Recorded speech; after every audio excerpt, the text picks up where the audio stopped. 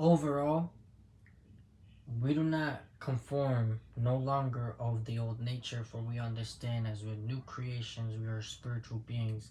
We are having the same mind of Christ, the same mindset, right? Which means I have the same victory, the same power, the same authority, and the same right, the inheritance given. We must spiritually walk in this new identity, inheritance, and authority. In Christ, we are eternal. In Christ, we are covered.